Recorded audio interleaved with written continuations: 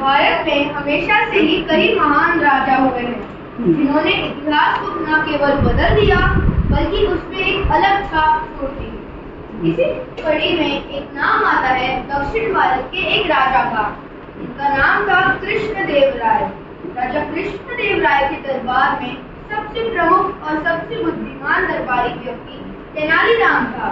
उनका असली नाम रामलिंगम था। ऐसे तो तेनालीराम के कई किस्से हैं, आइए उनमें से एक किस्से के बारे में जानेंगे। राजा कृष्णदेवराय की जय! राजा कृष्णदेवराय की जय! राजा कृष्णदेवराय की जय! एक दिन राजा कृष्णदेवराय कुछ दरबारियों के साथ घूमने निकले थे। राजधानी के बाजारों और मंदिरों के सामने भिखारियों की भीड़ थी। उन्होंने वापस आकर दरबारियों से इसके बारे में पूछा तो वो बोले, तो क्या हमारी शासन व्यवस्था इतनी गंदी हो चुकी है कि इधर इतने लोगों को भीख मांगना पड़ रहा है? यह सुनकर सब चुप हो गए। किसी की समझ में नहीं आ रहा कि इस सवाल को क्या जवाब दिया जाए। कुछ देर बाद राजा ने तेनालीराम को बुलाकर कहा, तेनालीराम, जरा पता करो कि हमारे राज्य में इतने लोग भीख क्यों मांग रहे हैं? जी महाराज, लेकिन उसके लिए मेरे को 7 दिनों की छुट्टी चाहिए, जिसमें मैं भीख मांग के कुछ पैसे भी कमा लूंगा और आपके सवाल का जवाब भी ढूंढ लूंगा। ठीक है, मैं तुम्हें 7 दिनों की छुट्टी दे रहा हूँ, लेकिन मुझे 7 दिनों में इस सवाल का उत्तर चाहिए, मतलब चाहिए। जी महाराज। एक एक करके 6 दिन बीत गए। राजा को उत्सुकता थी कि भला तेनालीराम क्या कर रहा है। उन्होंने दरबारियों से पूछा तो सभी मुंह पर हंसने लगे। यह सब देख पुरोहित ने कहा, हाँ महाराज, तेनालीराम बहुत जिद्दी हो गया है। अब तो उसे राज दरबार की प्रतिष्ठा की भी परवाह नहीं है। राजा को क्रोध आ गया। अच्छा, तो अब तेनालीराम भीख भी मांगने लगा है। राजा अपनी बात पूरी कर पाते इससे पहले भिखारियों का एक दल वहां आ गया। उनमें से आगे वाला भिखारी बोला,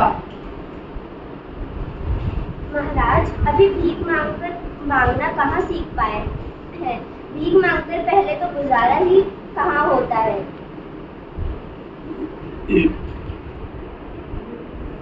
फिर उसमें ना जाने किस किस को हिस्सा देना पड़ता है। किसका हिस्सा? इसका उत्तर तो हम नहीं, राज्य को सबसे बड़ा भिखारी दे सकता है, तो जो हम सबसे भीख मंगवाते हैं। इसका उत्तर तो हम नहीं, राज्य का कौन है सबसे बड़ा भिखारी? राजा ने चिल्ला कर कहा। मंत्री की तरफ भिखारी ने इशारा किया। मंत्री ने आग बबूला होकर कहा, महाराज, यह भिखारी पता नहीं क्या उल्टा सीधा बोल रहा है। आप इसकी बातों को सुनिए मत। तभी भिखारियों के बीच से एक आवाज आई, ठीक है महाराज, आप इसकी बातें ना सुनिए, लेकिन आपको मेरी बातें तो सुननी ही पड़ेगी। ठीक है। कहते तेनालीराम आगे आया और अपना फटा चौगा उतारा तो सामने तेनालीराम खड़ा था।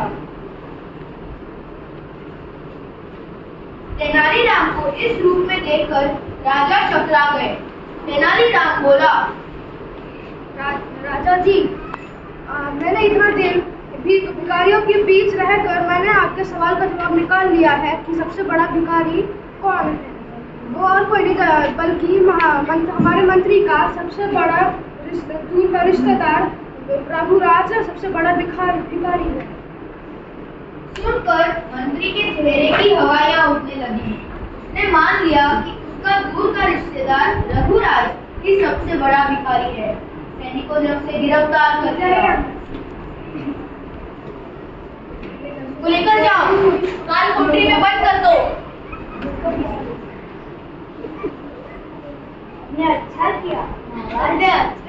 देखते ही देखते राज्य से भिखारी गायब हो गए। मंत्री को कड़ी फटकार पड़ी। उसने आगे से गलत लोगों का साथ न देने की कसम खाई। सभी खुश हुए और हर कोई तेनालीराम की प्रशंसा कर रहा था। शुक्रिया।